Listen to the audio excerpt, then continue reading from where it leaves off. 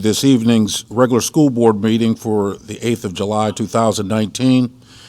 We have a quorum. We have 6 members present. One member, Mr. Twigg, is absent. He is on vacation and has called in to let us know that he would not be with us on this evening.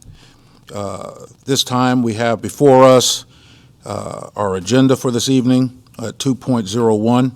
At this time, the chair will now entertain a motion to adopt the agenda. I move to adopt the agenda as presented. I will second. Thank you. We have a motion by Ms. Gramp, seconded by Mr. Blaine. Any discussion? Seeing none, we'll call for the vote. All in favor, say aye. Aye. Any opposed? Hearing none, the motion carries 6-0. Moving to 3.01, closed meeting. Let it be resolved that the board conduct a closed meeting for the following purposes: consideration of candidates for employment, assignment, promotion, demotion, and discipline of employees, or resignation of employees who have a contractual commitment to the board as permitted by 2.2-3711A1 of the Code of Virginia, and to meet in the absence of the superintendent as permitted by Section 22.1 through 69 of the Code of Virginia. The chair will now entertain a motion. So moved, Mr. Chair. Moved by Dr. Meyer. Do we have a second?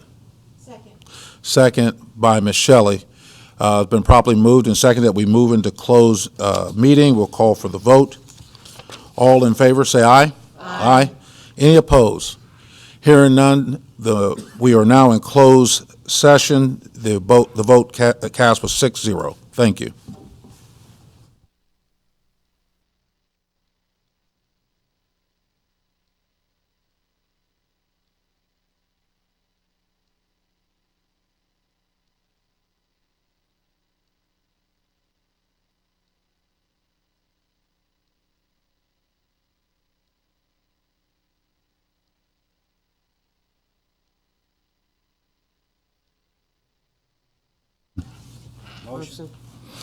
Moved by Mr. Twigg and seconded by Ms. Phelps. Any discussion? Hearing none, we'll call for the vote. All in favor, say aye. Aye. Any opposed? Hearing none, the motion carries 6-0. Certification of closed meeting. Whereas the Spotsylvania County School Board has convened a closed meeting on this date pursuant to an affirmative recorded vote and in accordance with the provisions of the Virginia Freedom of Information Act, and whereas Section 2.2-3711 of the Code of Virginia requires a certification by this school board that such a closed meeting was conducted in conformity with Virginia law. Now, therefore, be it resolved that the Spotsylvania County School Board hereby certifies that, to the best of each member's knowledge, only public business matters lawfully exempted from the open meeting requirements under this chapter, and only such public business matters as were identified in the motion by which the closed meeting was convened, were heard, discussed, or considered in the meeting. We have a motion. Moved by Ms. Gramp. Is there a second? I'll second. Seconded by Mr. Twigg. We'll do a roll call vote. Ms. Gramp?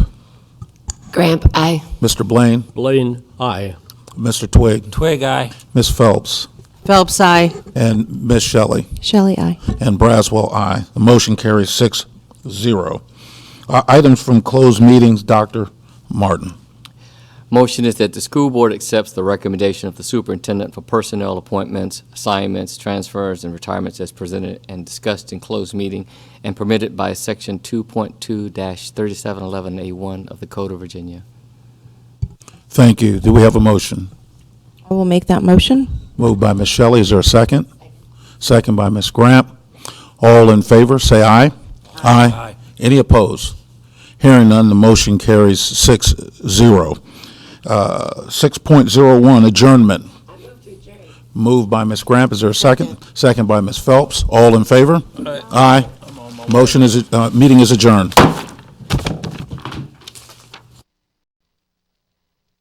Back to our school board meeting for the 8th of July. I want to remind everyone to take this opportunity to silence or turn off your cell phones so there will not be a disruption to the meeting. Once again, we do have a quorum, 6 members present, and Mr. Twigg is on vacation. At this time, we'd ask Ms. Gramp to lead us in the Pledge of Allegiance. If the assembly would please stand. Pledge allegiance to the flag of the United States of America and to the republic for which it stands, one nation, under God, indivisible, with liberty and justice for all. Thank you, Ms. Gramp. We have no public hearing at 8.01, so we'll move to our consent agenda. Dr. Martin. On the consent agenda this evening are the minutes of the June 10th, 2019 regular meeting and the June 17th, 2019 special meeting. Donations, which are usual and customary. Budget amendment number 13, categorical transfer of the funds between instruction, attendance, and health, transportation, maintenance, and debt service.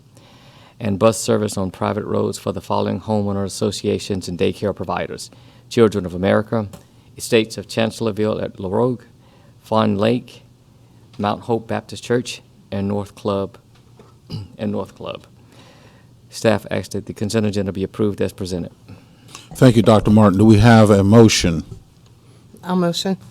Moved by Ms. Phelps. Is there a second? Second by Ms. Shelley. Any discussion? Hearing none, we'll call for the vote. All in favor, say aye. Aye. Any opposed? Hearing none, the motion carries 6-0.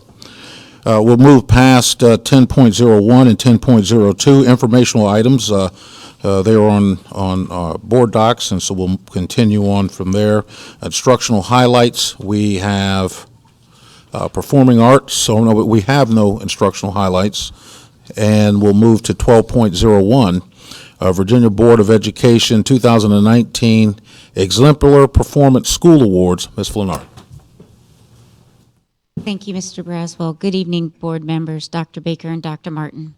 The Exemplar Performance School Recognition Program is aligned with the Board of Education's revised accreditation standards and replaces the Virginia Index of Performance Recognition Program. A total of 183 schools earned the Board of Education Continuous Improvement Award within this program. To earn the Board of Education Continuous Achievement Award, a school must earn a state accreditation ranking of accredited or accredited with conditions and meet at least one of the following benchmarks for improved performance on accreditation-related school quality indicators. Either a cumulative 10-point increase over 3 years in the combined rates for reading and math and in the pass rates for science, with improvement each year on each indicator, or a cumulative 10-point increase over 3 years in a combined rates for reading and math for 2 or more student reporting categories with improvement each year for each group on both indicators, or a cumulative 15% decrease in the chronic absentee rate over 3 years with a decrease for each year, or schools with a graduating class a cumulative 4-point increase in the GCI, or Graduation Completion Index, over 3 years with an increase each year, and a cumulative 15% decrease in the dropout rate with a decrease each year. Tonight, we're pleased to share that 4 of our Spotsylvania County Public Schools received this distinction. And as I call your name, if the representatives would please come forward. In the world of elementary, we have Cortland Elementary School.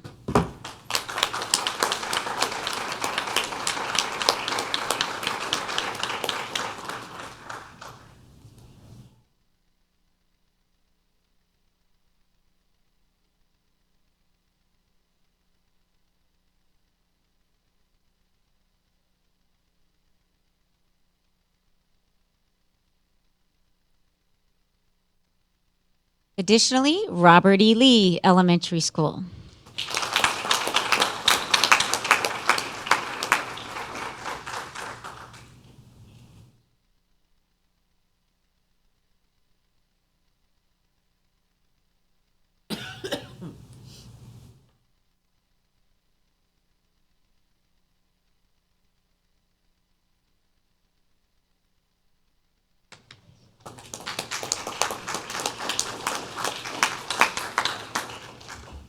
And at the middle school level, we have Spotsylvania Middle School.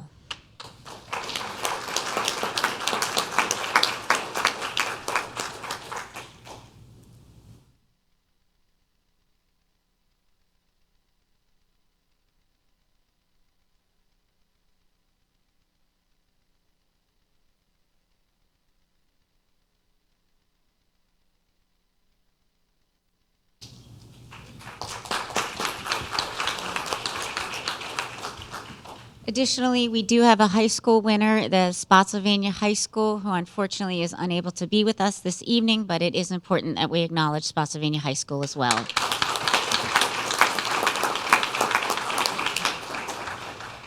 Congratulations for this well-deserved recognition.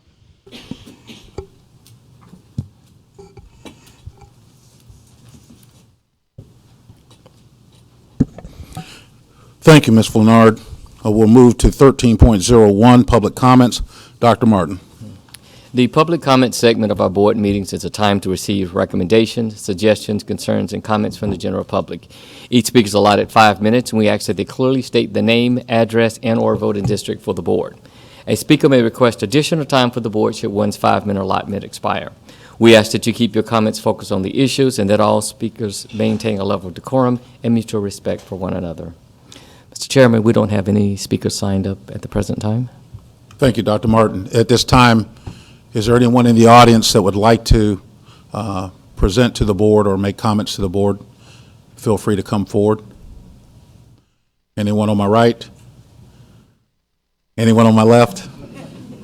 Seeing none, we'll go ahead and close public comments and go to 13.02, board member comments. We'll start this evening with Dr. Meyer. Thank you, Mr. Chairman and fellow board members. I want to take this opportunity to thank everyone for your prayers and thoughts with the passing of my mother-in-law. It had been a long 2.5 years, and now that she's resting in peace. And my wife and I were able to make those final arrangements for her the week before we had to leave.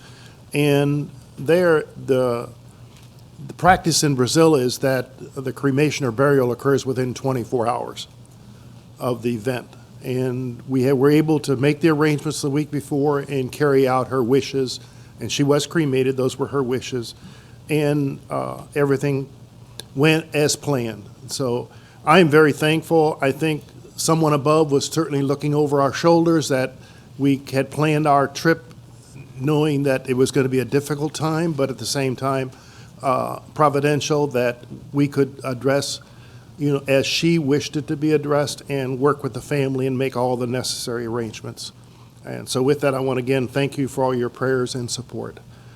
Also wanted to give congratulations to our summer school graduates and wishing you much success in your endeavors. Even though it's a summer school graduation, it's as important as if you were walking across the stage when we have our other graduations, because the event is as meaningful and you have now the gateway to proceed and pursue your endeavors. Also want to bring to attention and ask my fellow board members that if they have an opportunity, VSBA is putting out podcasts.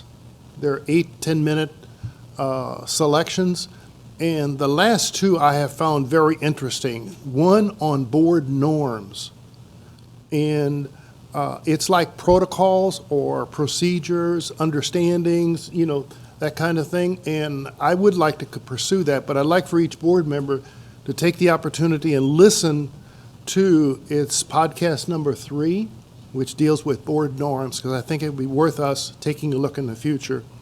And the other, on podcast number 4, has to deal with the use of board docs. We've been using board docs since, I think, 2004. But I don't think that we're truly utilizing it to its fullest potential.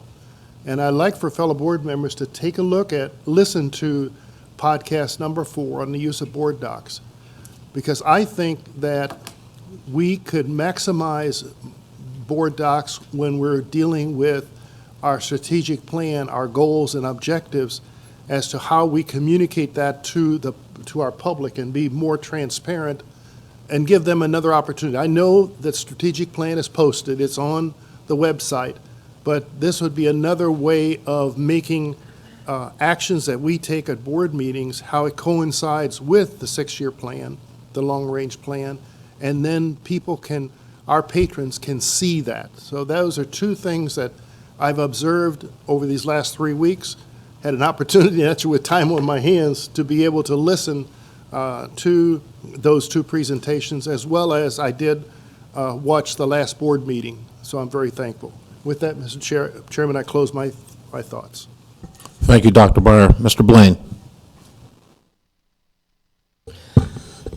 I want to address some remarks largely to our listening audience, frankly, although I'm fundamentally speaking to board members and people who are seeking to become board members. And the question is, as we get into an election season, exactly what do we expect from a board member? What is our responsibility and how do we do it?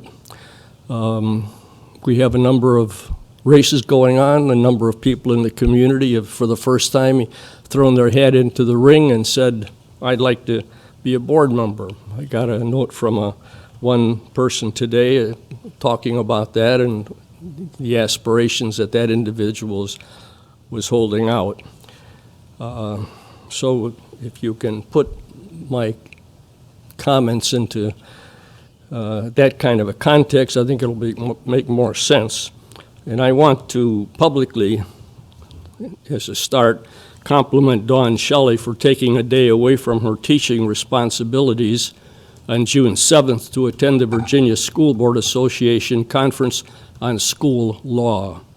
Her purpose is to become a better, more knowledgeable board member. We are the 12th largest division in Virginia.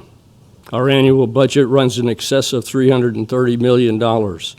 We employ 1,673 teachers, 100 administrative staff. We have 1,208 support staff. Our board is responsible for the successful operation of 17 elementary schools, 7 middle schools, 5 high schools, the Career and Technical Center, and the Alternative Learning Center. In fact, 13% of our children are in special education. 11% are in gifted education. 1,576 are English learner students. 39% are enrolled in the free and reduced lunch program. Gives you a picture of where we are and who we are. The 7 of us as board members have accepted the responsibility of seeing that each of our 23,705 students are career and college ready when they graduate from high school. Yet, most of us are not trained to determine policy for a $35 million operation. We didn't go to school with that in mind. The Virginia School Board Association, the VSBA, fills that gap for us. I know that the attendance at VSBA meetings helps me perform my role as a board member much more effectively. I encourage each of my fellow board members and people who will soon be on the board to attend VSBA sessions, even if so doing costs a day's work. I understand my income has been commission-based most of my career, and if I'm not working, I'm not earning.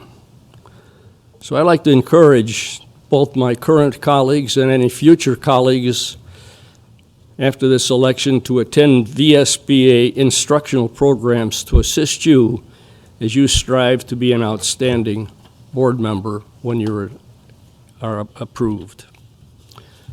Thank you. Thank you, Mr. Blaine. Ms. Phelps.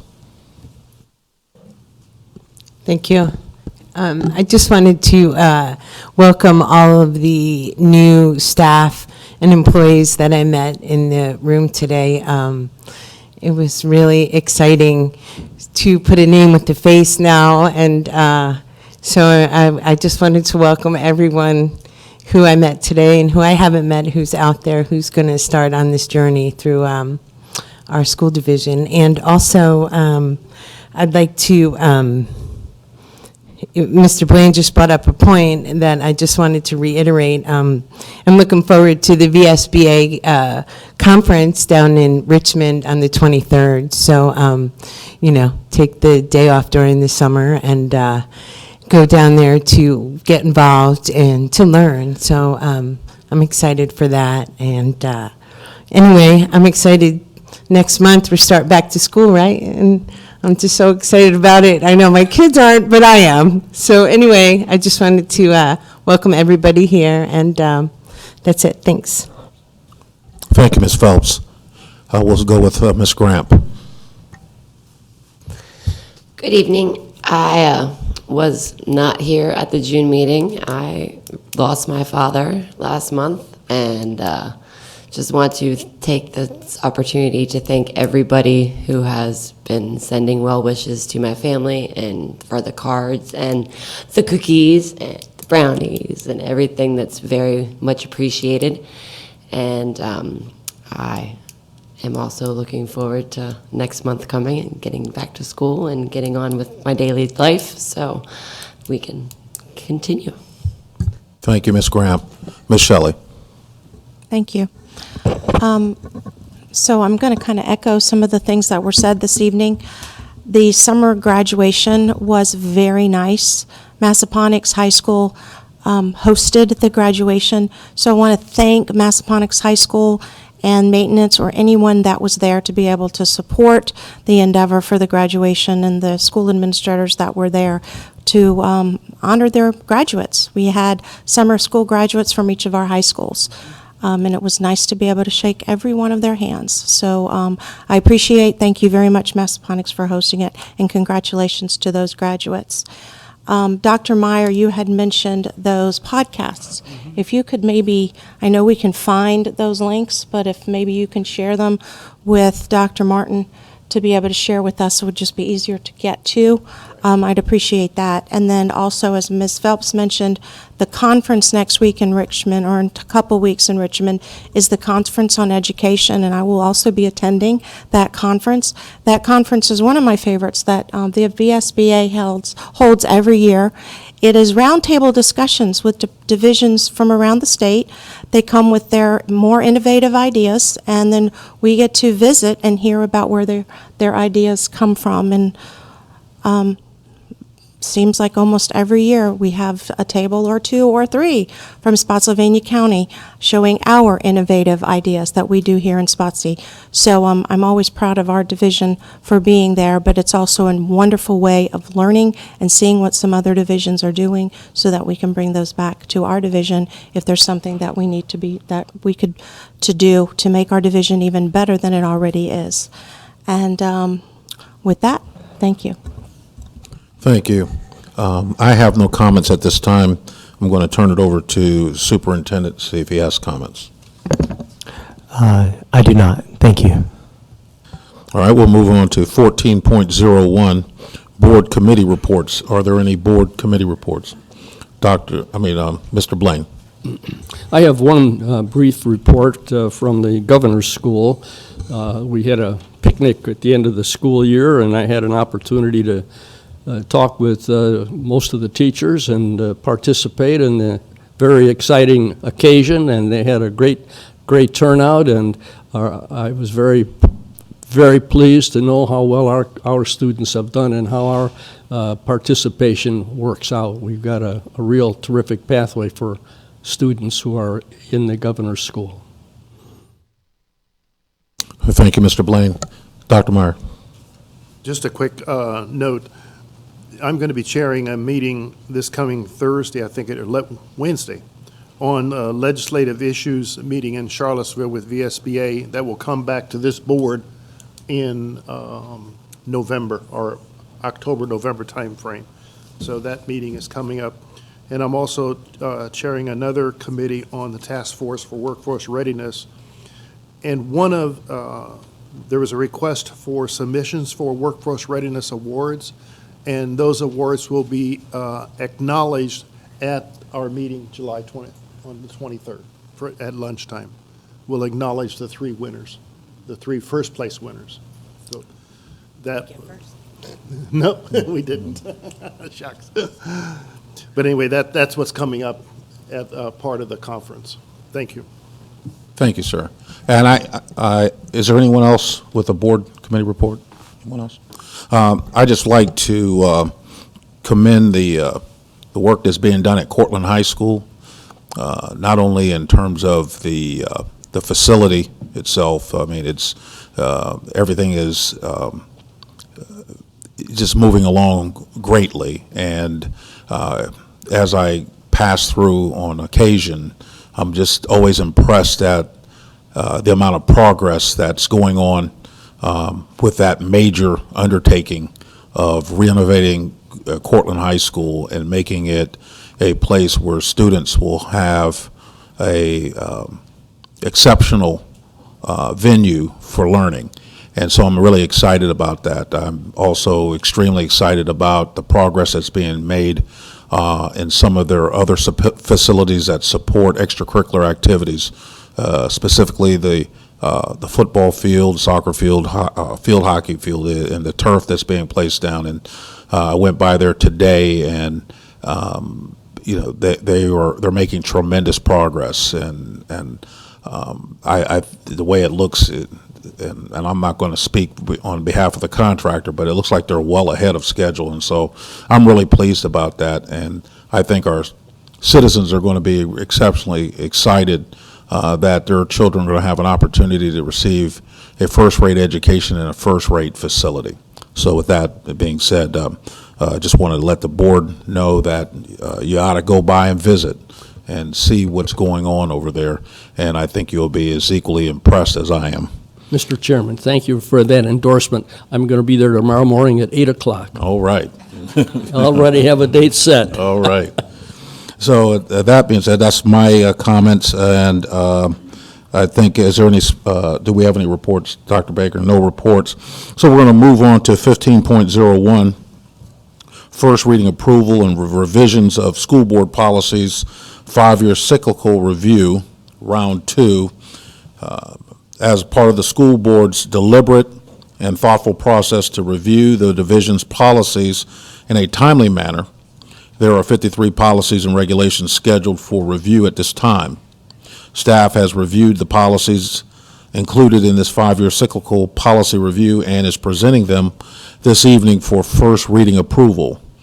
The administration's recommendation is that the school board approve the first reading of the proposed action for each of the policies and regulations as outlined on the 2019 cyclical review, round 2 index manual and policy checklist as presented. This time will there be a motion? I will move the recommended motion.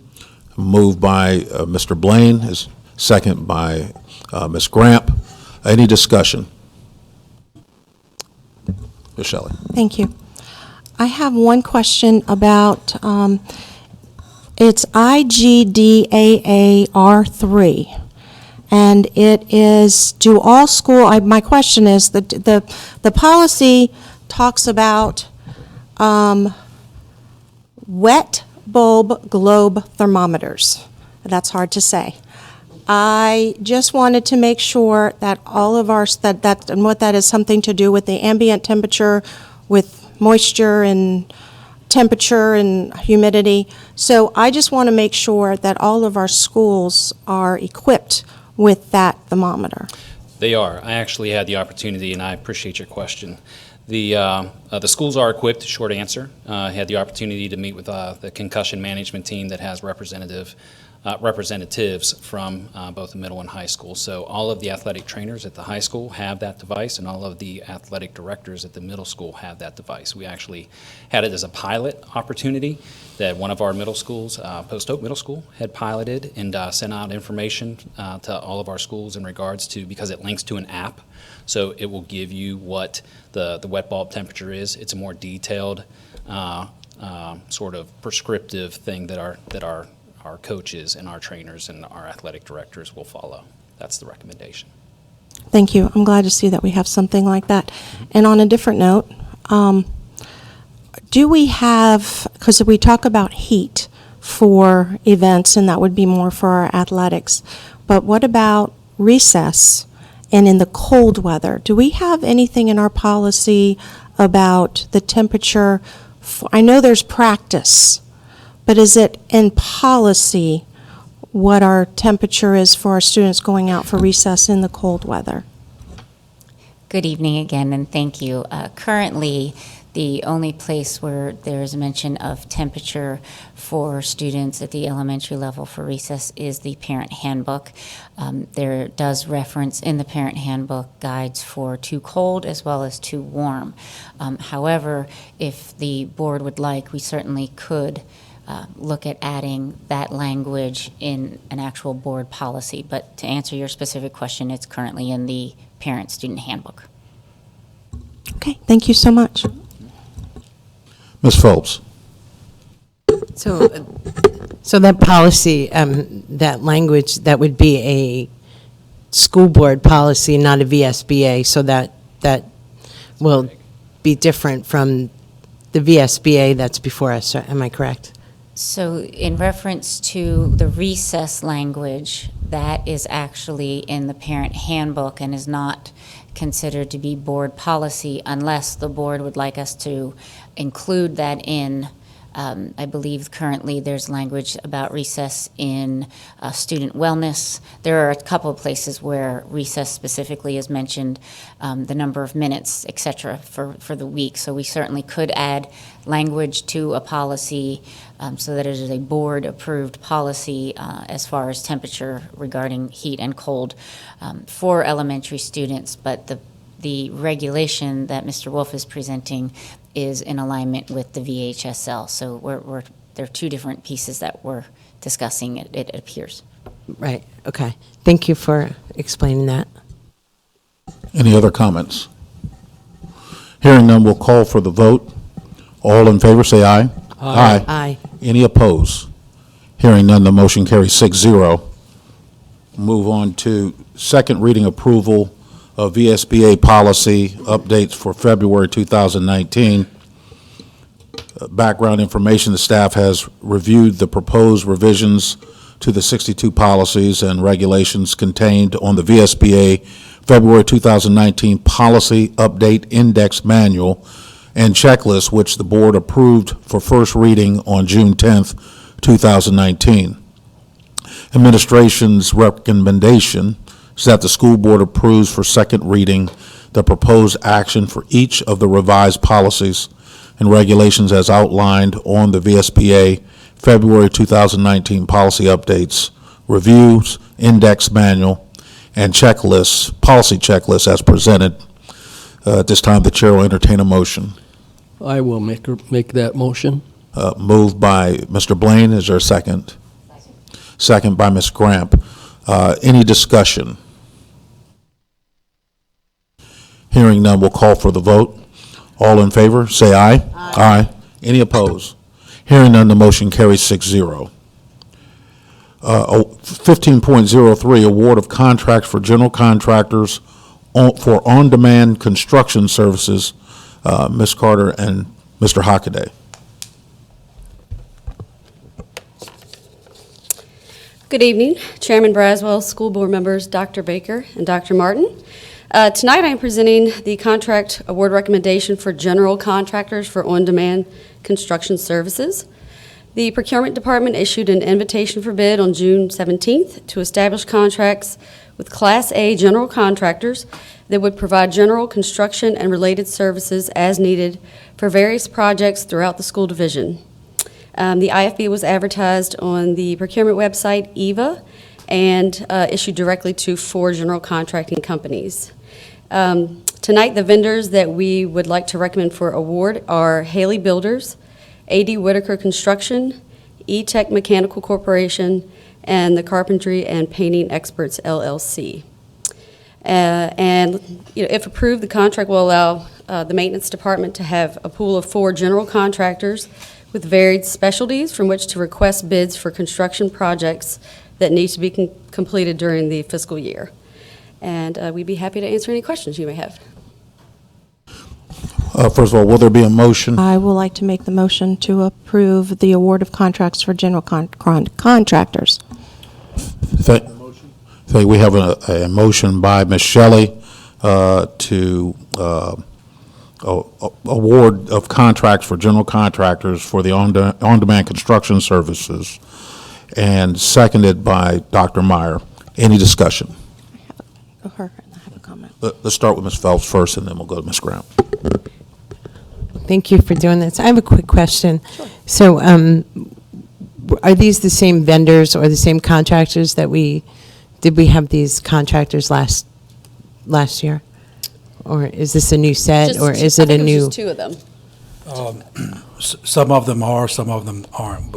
We went back through the bid process. It's a little bit different contract than we had before, so they all had to resubmit. Rebid? Yes. Okay. Okay. And so in our painting, I just saw carpentry and painting experts. What does it look like? We have a carpentry department and painting. What would their services look like? Is it just something above and beyond their duties, our employees' duties? Yes, ma'am. And that is the name of one of the companies, painting and carpeting expertise.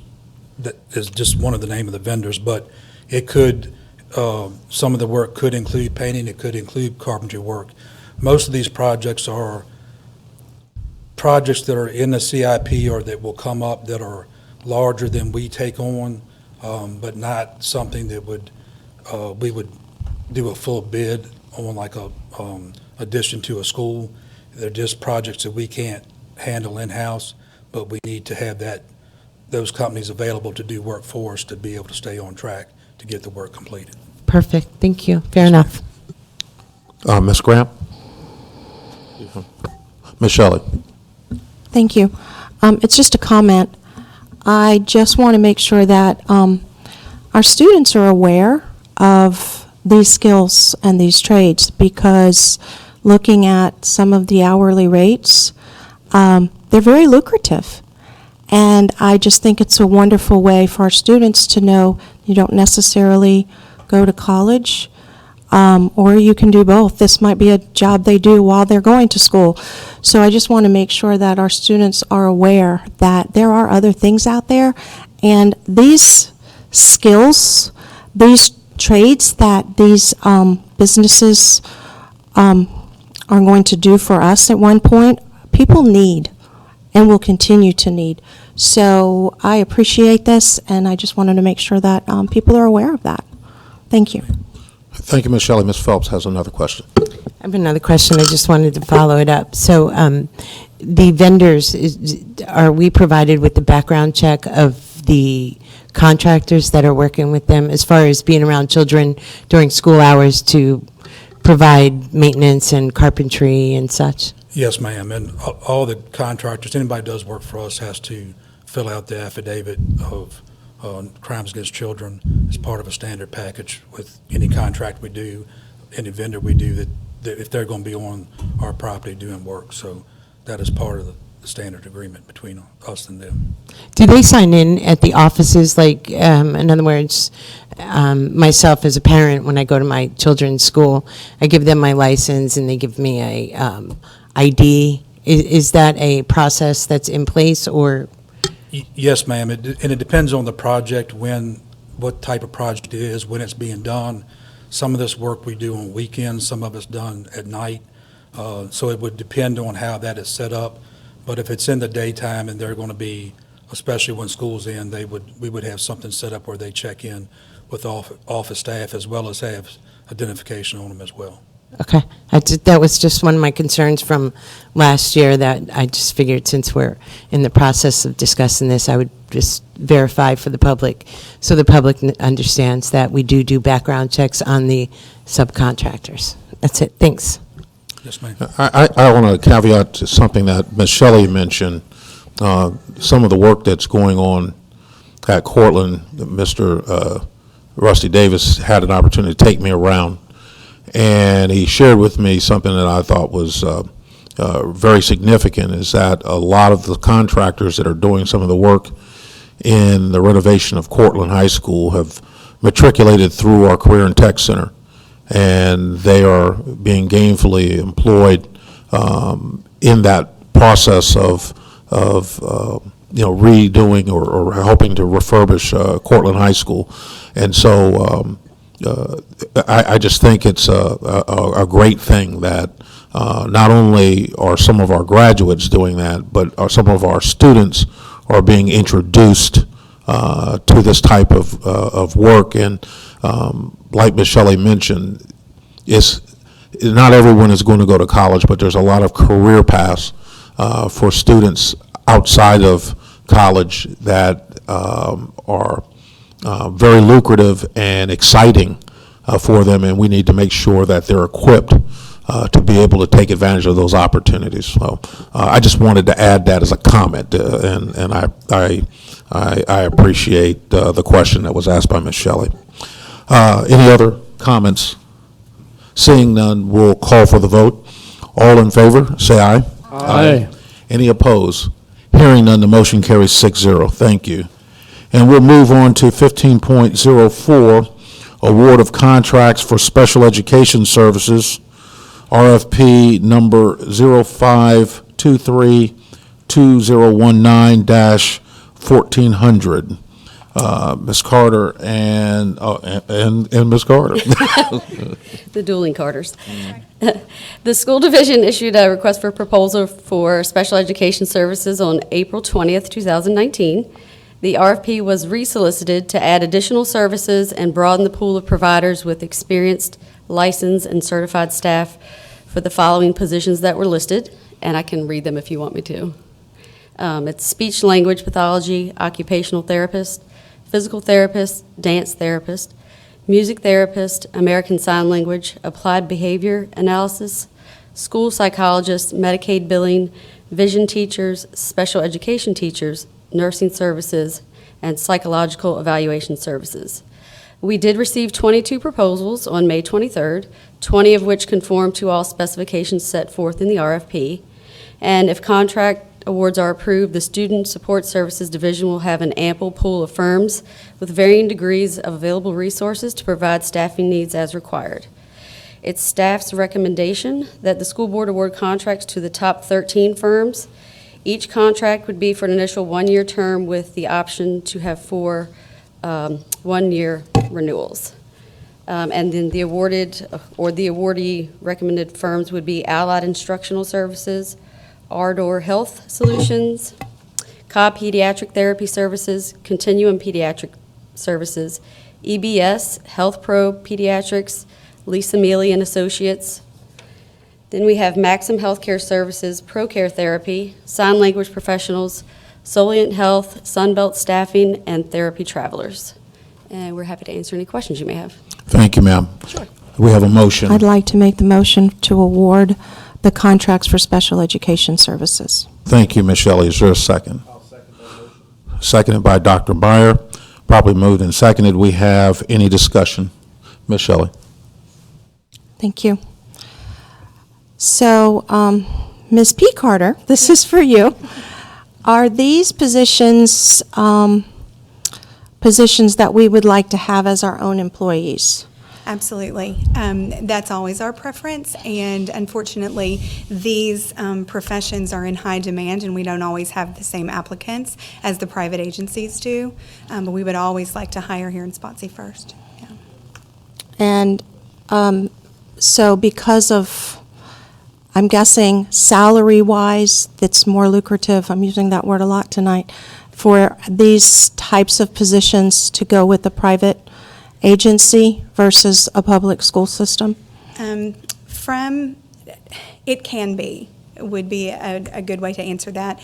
It is definitely marketed that way. So young therapists come on board with these companies thinking that that will be the case.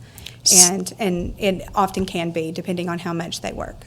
So for cost effectiveness and then just being able to get the staffing, this is the best way to go? Yes, at this time. Okay, thank you. Thank you, Ms. Shelley. Mr. Blaine. Could you take just a couple of minutes and kind of give us an idea of what's happening in the special ed area? Where's the growth? What particular problem are you running into more than in the past? And any new things that we need to be prepared for and should be looking ahead about? Sure. I know in the spring when Ms. Richardson presented, when we were in the budget process, we talked about two categories that had really seen growth over the last few years, one of which is autism spectrum disorders and the other is other health impaired, which would include students with ADHD and other various health diagnoses that would impact their ability to take instruction in the classroom. And so, and those two particular disability categories that have grown are often associated with speech-language therapy, occupational therapy, a lot of the related services that we're talking about for that has increased the demand for these positions. But I think that we also had growth in other areas, but speaking specifically to the RFP, that I would say that had impacted more than anything else. Good. Thank you. Thank you. Ms. Phelps, please. Can you explain the Medicaid billing? Do we have staff that has done that in the past, or is? Currently, right now, that is something that we do in our department. We have an employee who does the Medicaid billing, and we are reimbursed for some of these services. Other school divisions use Medicaid vendors to bill for Medicaid and have found that more productive, more, I'll use your word, lucrative, to do it that way. We included it on here because it's something that these agencies can provide for us, but we don't access that service at this time. Okay. And the vision teachers, Sure. I know, is that vision therapy? That's, Well, it's a specialty in teaching students who are visually impaired. So that might include a student who is blind, for example. Their specialty would be in all of the technology and teaching strategies specifically for blind students, the different forms of Braille and those kinds of things. I noticed it said vision teachers. That's why I was wondering if there was a difference. A teacher with very specific training for that population.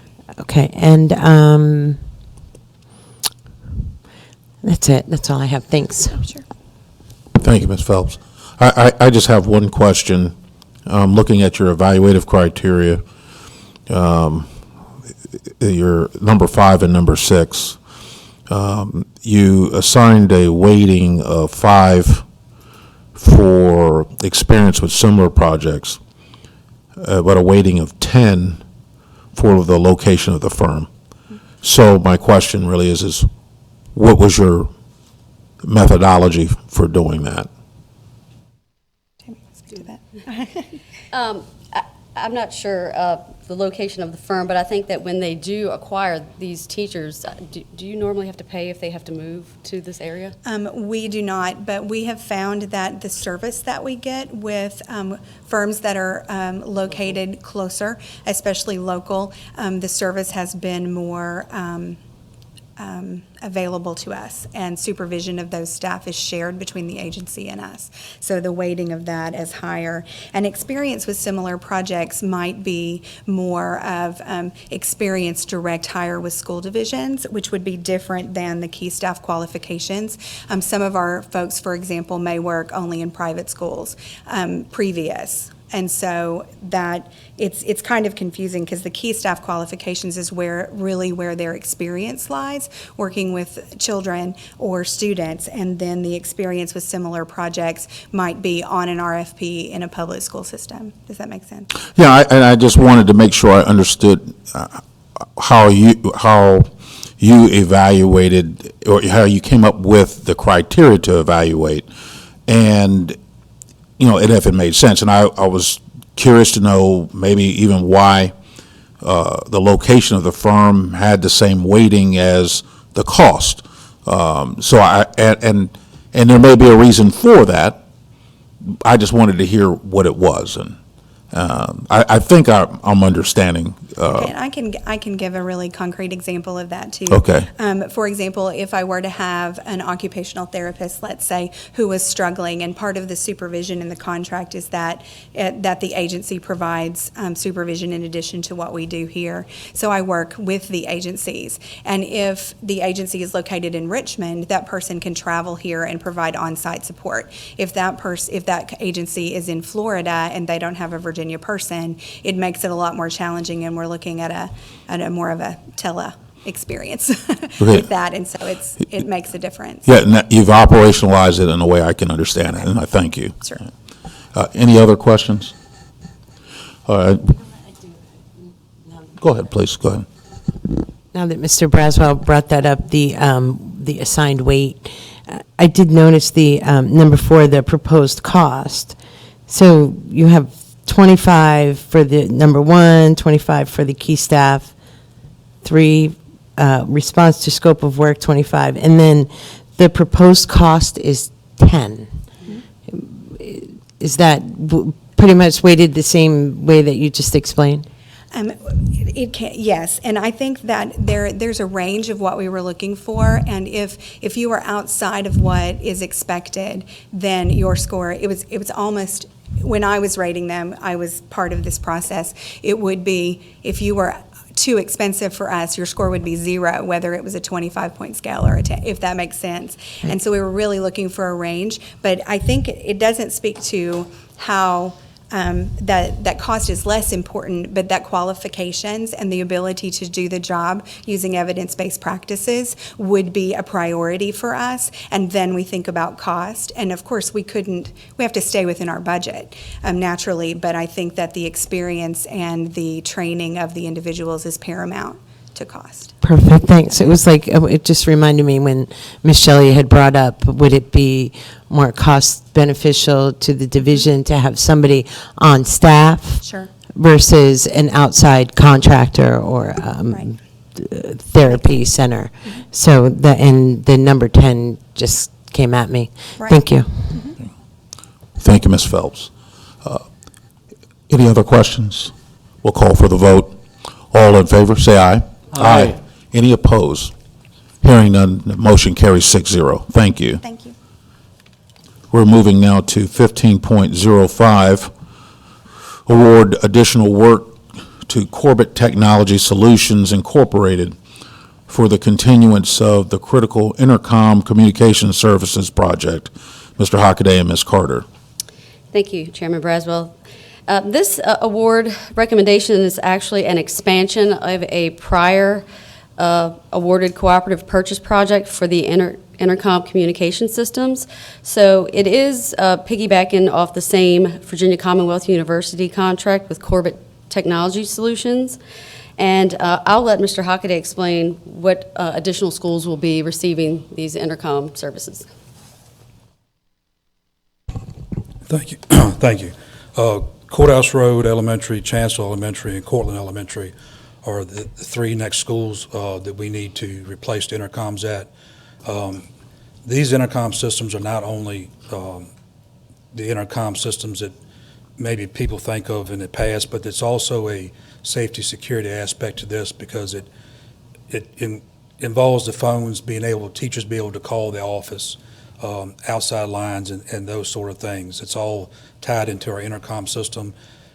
We have several sites that they're outdated. They're no longer, we can no longer get parts for them. And we're trying to replace them and keep them all standard and the same across the board. This is easier to maintain. It's also easier to maintain parts for as we move forward.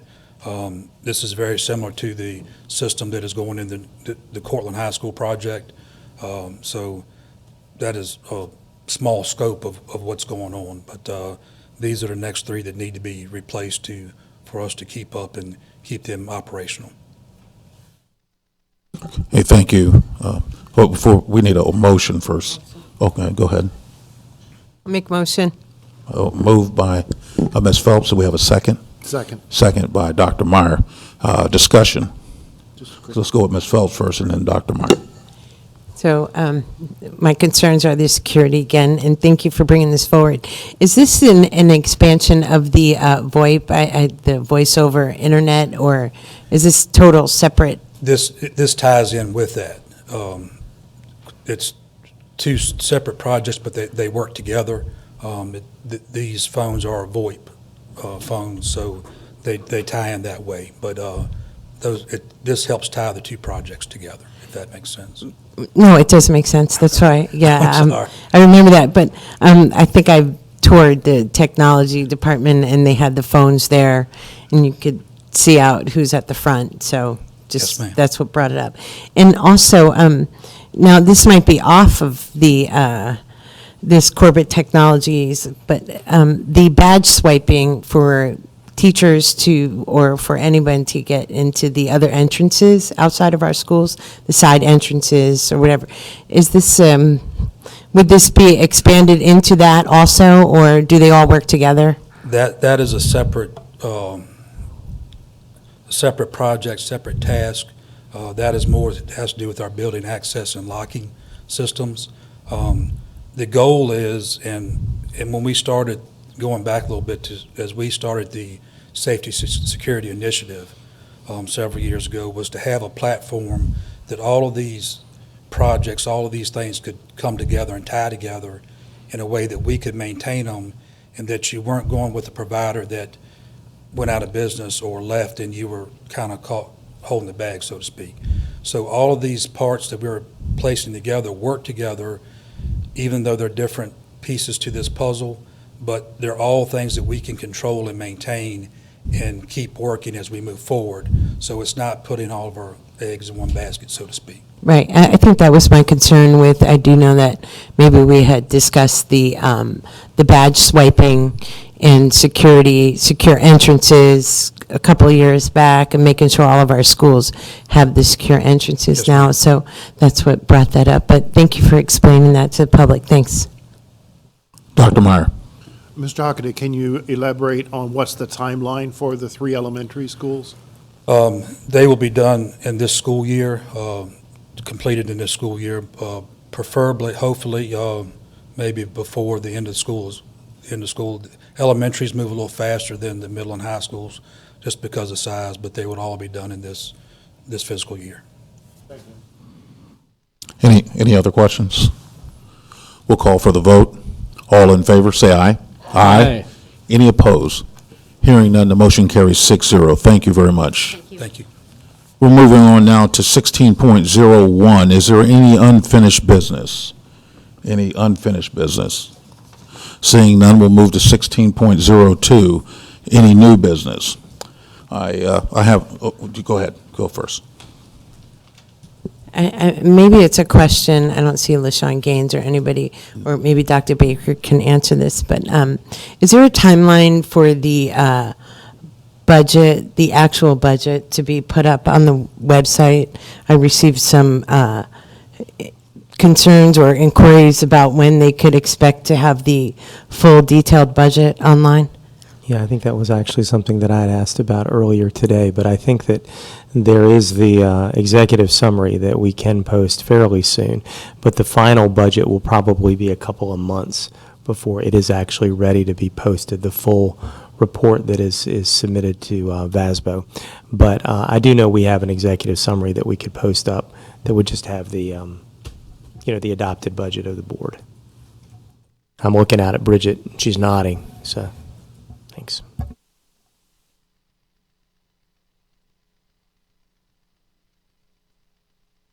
Usually the full budget is not posted until like August, September timeframe, but we could certainly work on the executive summary. Okay, I think that's what I mentioned that we probably had an executive summary, but I guess the public does want to see it up on our website uploaded, so I just figured a time frame of when it could be expected to be up I would there. say within the next 2 to 3 weeks. That's it. Thank you Yes, so you're much. welcome. Thanks. Okay, any other new business? Ms. Shelley? This is just for the board, since I brought up, and I'm jumping the gun because I've not spoken to them, but a policy, would we want to add something to our policy? Because it is practice, it's in our student manual about recess and temperature below whatever it is. Is that something that we as a board would want? I'm just asking for consensus, not a vote, that we would want to add to policy? And if it is, then we can bring that to our staff about to help us write a policy for putting elementary temperature, a temperature for top of the line, hot temperature, cold temperature. Is that something that we think we need to add to policy? Okay, Dr. Meyer and then Ms. Phelps. My impression on your question would be that is better set for regulation, just like the cold bulb, and you're speaking of the temperatures. It's something that the superintendent and the staff have to implement and execute, and it's something that staff would, quote, regulate or monitor and adjust versus the school board dictating that. So in my impression, it'd be best as a regulation. I think your question then is, if it's better as a regulation, that's something that the staff can bring forward and can be part of, just as we're dealing with Virginia High School League, likewise with recess as a regulation. Okay, so we'll have Ms. Phelps and then Mr. Blaine. So that's a good, I was going to bring that point up that Dr. Meyer had mentioned, but as far as the regulations, is that something we could do at the work session? Do we have a work session coming up? Do we know? Well, I was going to talk about one. Okay, Well, so there you go. I'm ahead of the game today. So anyway, that's what I thought maybe. Yeah, could be brought up then. I'm looking at Dr. Baker. Is that something that we can put in, and I didn't mean to cut you off, Mr. Blaine, but is that something that we can put in because I haven't proposed it yet, but we're looking at doing the 26 August timeframe, just have something to fill that in. Is that feasible? Yeah, I appreciated the board, and I know Ms. Shelley had pointed this out even prior to the meeting, that taking notice of what was in a regulation that you were approving that had been developed, I think it does make sense if we're going to put out one set of criteria for consideration in the parent handbook that's being used by staff and by parents, that it at least be put in regulation form for consistency's sake and for future boards and administrations. So I appreciate everyone's feedback on that. And what we'll plan on doing is, if the board does approve to have a work session in late August, we will come and add that regulation for, really you can just approve it that night, but we'll provide you a draft of it ahead of time. Okay. Let me give Mr. Blaine, and then I'll ask how everyone feels on that.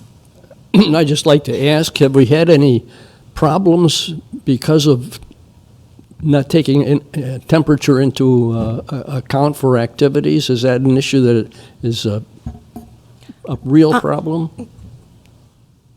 Shelley looked like she had an answer. I don't want to interrupt her. I was just going to say that one of the reasons, so the answer to that is generally, at least in my experience, has been no, we haven't had a problem with it.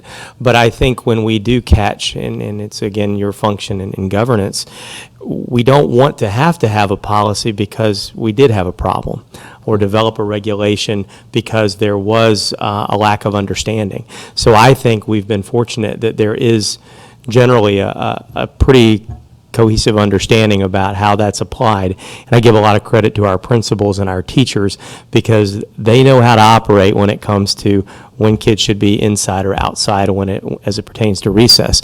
However, I think it would be prudent and responsible for us to make sure that it's in regulatory form so that we can ensure that consistency happens. And if we've taken the time to put it in the handbook, I think we should do it in terms of policy regulation. Yeah. Did that answer your question, Mr. Blaine? Yeah, yes, it does. And Ms. Shelley, did you want to jump back in? Okay, you're good. Ms. Phelps, please, go ahead. So with that being said, are there other concerns or best practices that we use that are in the parent handbook that maybe need to be looked at as a regulation? Not that I can think of. I think that most things that are in the handbook are going to be, and Ms. Flenard, if you want to come up, since she looked like she felt prompted. But I think that the handbook is more informational, but it's going to be supported and rooted in policy and regulation. Not everything that's going to be in the handbook needs to be explicit from policy and regulation, but certainly it's going to be aligned with and basically be an implementation of those policies and regs. But I think if we catch something like it was caught this time, I think we do want to continue to use that as an opportunity to see if we can be stronger and richer in our policies and regulations. Certainly. The current practice, the policy does give specific temperatures as far as heat index for when children could be outside, making sure that there's water available, and certainly also it has a low temperature for children to be outside. And the current practice really is as we broach those seasons, our Director of Elementary Education, Jennifer Baleko, actually takes that exact verbiage from the parent-student handbook, reminds all the principals, just a friendly reminder, who then sends it out to the teachers, which is why our staff does such a great job in making sure they follow those practices. But it certainly does make sense for it to be a regulatory item that we certainly can reinforce through the parent handbook so that we're communicating to our parents. But I certainly don't think that it would be in error to make sure that we have all of our I's dotted and T's crossed in that regard. Yeah, I want to, go ahead, I didn't mean to cut you off, please. I think my concern came up where, so if we do that, and I know best practices, and I have children in the schools, and the teachers and the administration has been nothing but above par when it comes to heat, providing water, and best practices. So are we dotting the I's and crossing the T's for any other line items, maybe items that are inside that handbook that should be reinforced with the regulation? That was just my concern, the reason why I brought it up, because once we start that, then the public says, well, there's another handbook suggestion in the handbook. Can you make a regulation? So it was just that's where my thought comes from. Just for the board's information, there are several items that are in the parent handbook that directly come from board policy. That's really the root of the information in and of itself. So just for the board to be aware of that. And if I may, just to remind the board in this context that when we're talking about are there things, now we're talking about the parent-student handbook.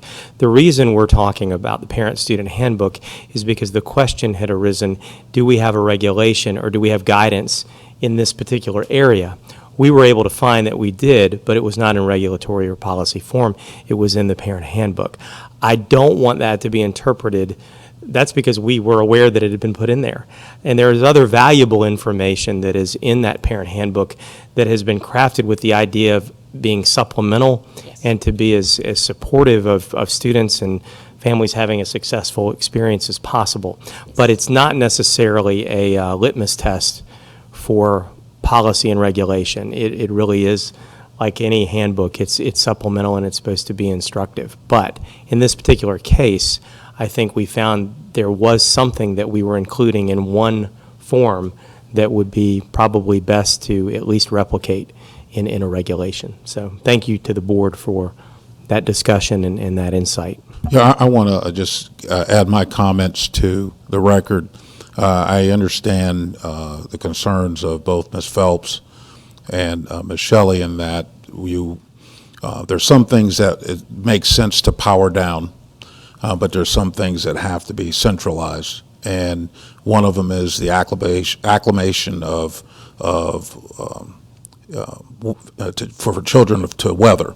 And, I remember several years back, almost about 12, 13 years ago, a young man in Stafford High School passed away because of heat injury. And of course, everyone believed that had to do with exertion because of football. But, younger children, they're not as acclimated to weather, obviously, than the older children.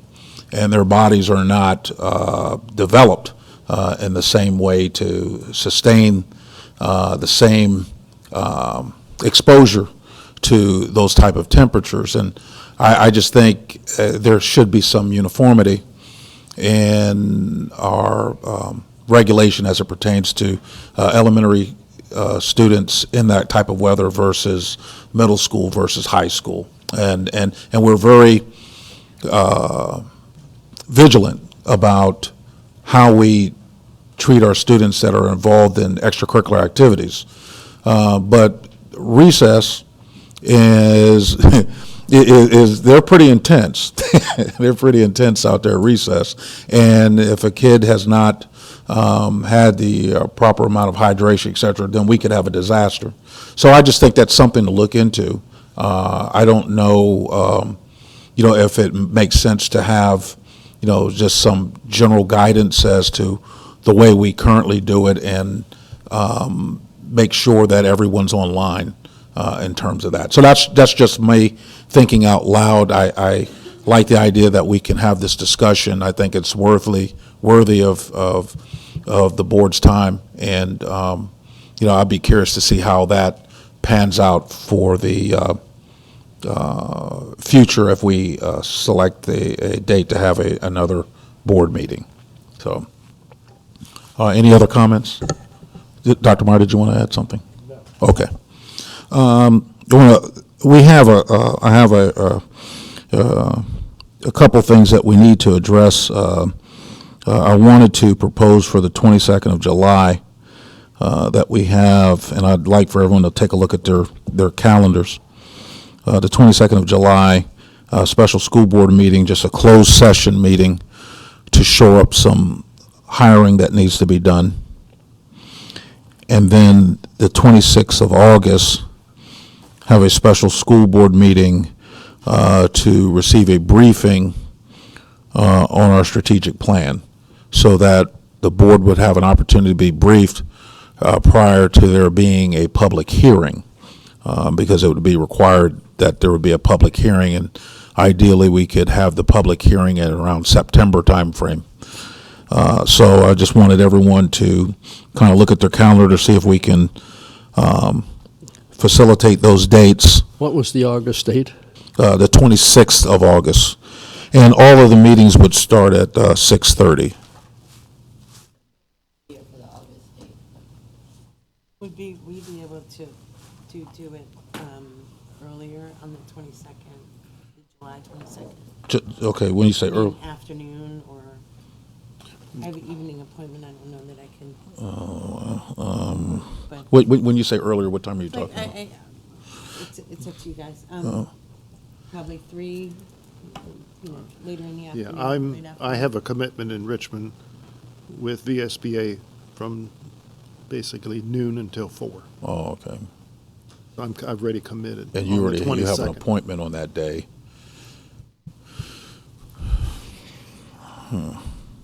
And I can be back Ms. by Grant, 5. you have a conflict on the 26th of August. I may have a conflict. You- Depends on when I get my plane tickets.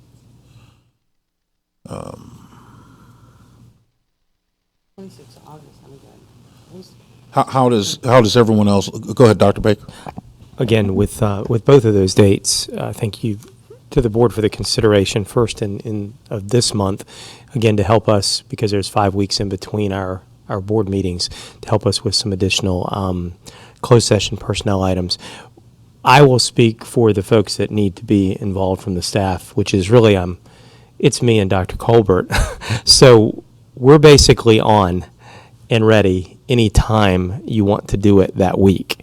And so I give you that flexibility, because if certainly there's a date that week, or even at the latter part of next week, that works better for all of the board, we are flexible in time and date for July. What about the 24th? That's a Wednesday. Wednesday the 24th? Huh? You can't? You're working, okay. What about the 23rd? We're going. VSBA. Yeah, I mean, we're all going to the VSBA, so we're going to come back, Yeah, back by, what, 4? and we can, we can stop in here and Yeah. handle business and go home. Yes. On the 23rd? Sure. 23rd? So And we would assume that we should be back here right about 4:30-ish. It's over 2:30. I can't do it. I work that evening. You work that evening? I'm not going to VSBA. I can do Mondays or Fridays with this much notice. I can make a change for August, but I can't have 2 weeks' notice to change. I'm fine with Monday or a Friday. Or I could do before 5 on the 23rd, 24th, or 25th. What if you went to the 29th? The 25th is Friday. 25th right, I can do Fridays. I'm off all day Friday. Friday, the 25th, okay. August. Oh, no, 25th of No, it's a July. Thursday. 25th of July. Is it Thursday? I can do it before 5. I Bef- work Tuesdays, Wednesdays, and Thursday evening. With So, this much notice, I can so change the 25th of July before 5 is good for you. And it won't, the meeting won't take long. How, I'm making a presentation in Richmond those 2 days, 24th and 25th. and then Friday, you're going to be gone too, Dr. Meyer, on Friday? No, that 25th, 26th, I've got a presentation. Enough time. Well, let's talk about the 26th of August first. Are we in agreement that the 26th of August works good? I know you're still up in, huh? I mean, it's a family commitment, so mine will depend on, has to do with my father. I will don't make the schedule around me. Okay, so, so August, Those dates are up, August is still. oh, fine, okay. Just July dates is that we have problems with right now. And, And I'm fine with the 15th, 22nd, 29th, or the 19th, anytime the 12th, 19th, or 26th, 12th, anytime. 19th, The 29th is good for me. the 29th is what? July 29th is good for me. What about July 29th? Clear. Huh? Clear. Waiting to hire, and I actually lied because I'm making What is that? July 29th? Dr. Baker, does that help you at all? that's Kentucky. That, what day is that on, at least? Monday. That's Monday to, If Monday the 29th works for the board, Say we again? can do that. We'll really maximize. Yeah, yeah, but if is that what Ms. Gramp was saying, the 29th? yeah. I spoke too soon because it was a Monday, but I'm actually in Kentucky at a conference. Oh, on the 29th, okay. What about the 15th That's of what I July? said. Like, why can't we just do it next week and be done with it? 15th of July? It's a little tight. That might not, Oh, sorry. that might not accomplish what we're hoping to accomplish. The, We don't need to all be here. and then the 18th of, We were all good with the 22nd except for one, and then you guys are all good with the other Yeah. dates except for one, so you're not gonna have a consensus, just pick a date. So I think the consensus really then was the 23rd when we come back from the VSBA. That's the consensus. Yeah, And if I'm looking at the agenda, it adjourns at 2:30. yeah. So if, Ms. Gramp, if we could do it at 4, would you Okay, so be let's able- go, let's do 4 o'clock. On the 23rd. On the 23rd. 4 o'clock on the 23rd, and on the 29th of August at 6:30. Okay. So no objections? That's, It's okay. Thursday, the 29th of August. The 26th of August, 26th of August. 26th So of 26th of August should be a Monday at Yeah, 6:30. 6:30. And then the 23rd of July at 4 o'clock. Sound good, everybody? All right. Okay, then I'll make a motion that we go with the 23rd of July, 4 o'clock, for a special call meeting, and then the 26th of August, 6:30, for a work session. Okay, so properly moved. Do we have a second? Second. Second by Ms. Phelps. All in favor, say aye. Aye. Any opposed? Hearing none, that motion carries 6-0. Thank you. And we're at 17.01, adjournment. I moved to adjourn. We have a motion to adjourn, seconded, and by unanimous consent, we are Nobody's adjourned. gonna object to that. Go ahead.